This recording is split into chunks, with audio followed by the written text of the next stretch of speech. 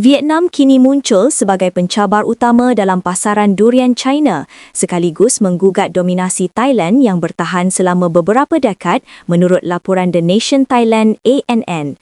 Dalam tempoh hanya 3 tahun, Vietnam berjaya meningkatkan pegangan pasaran durian di China daripada sifar kepada lebih 40%.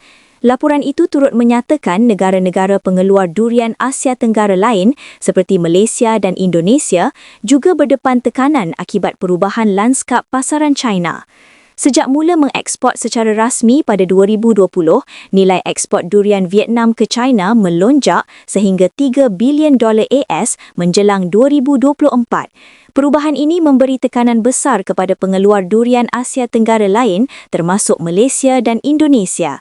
Malaysia baru-baru ini mendapat kebenaran mengeksport durian segar ke China, menjadikan pasaran durian sebagai medan persaingan paling agresif dalam hubungan perdagangan ASEAN-China.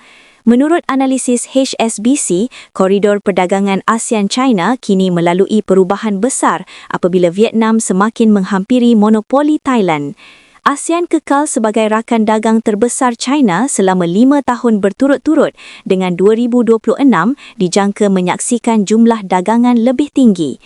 Walaupun barangan elektrik dan elektronik menyumbang 30% daripada perdagangan, pasaran durian kini muncul sebagai sektor paling sengit dipertandingkan.